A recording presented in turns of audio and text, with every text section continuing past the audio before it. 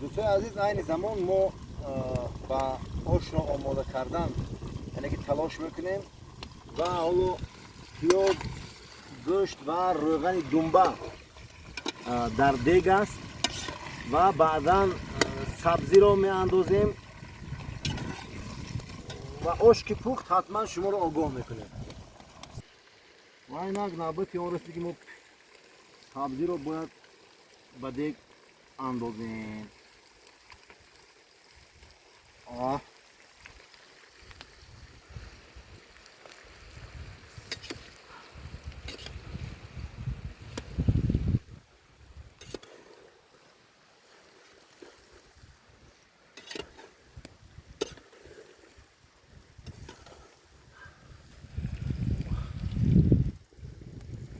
بعدا حتما ما باز هم دیگر عملیات رو برای آش پختن برای شما نشان میدیم.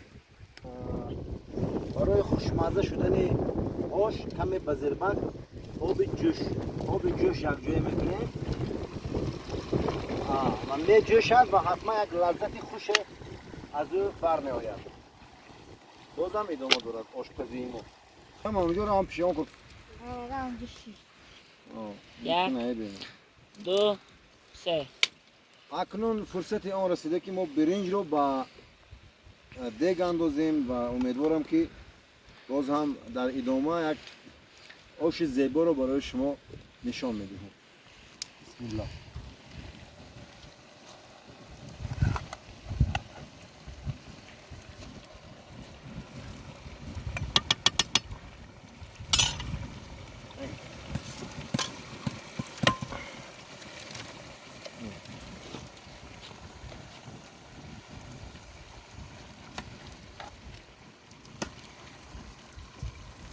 آش کم برنجی سر سبزی سر گوشت آماده است. خب پس از دم خوردن آش باز هم به شما نشان خواهیم داد. سلامت باشید. اینک دوستان عزیز آش با دم پرتافتن نزدیک است.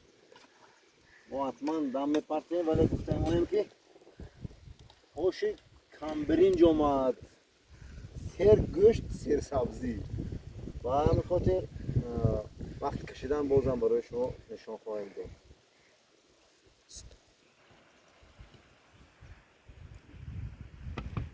خب 20 دقیقه دم میدیم.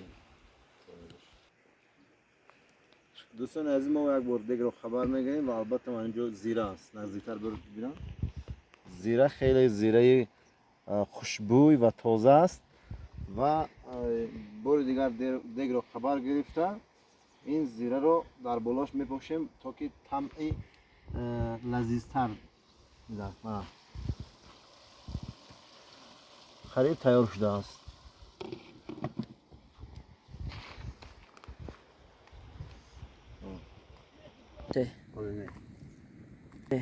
حالا دوستان عزیز ما آشی به برنج رو فراوردیم و کمی کم برنج اومد براستی ولی به هر حال همین گونه آش است.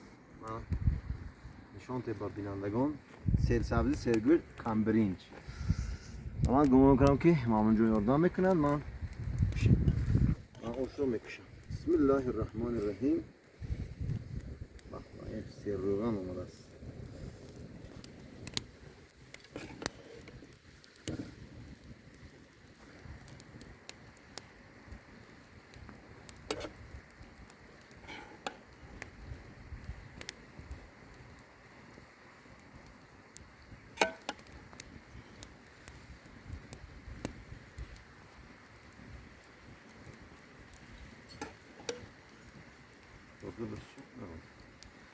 گوشتی؟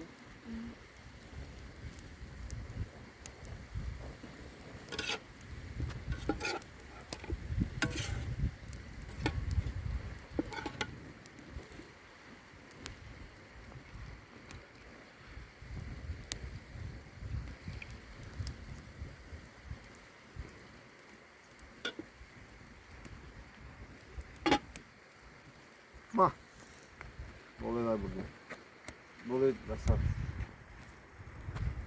سر خون بود تمام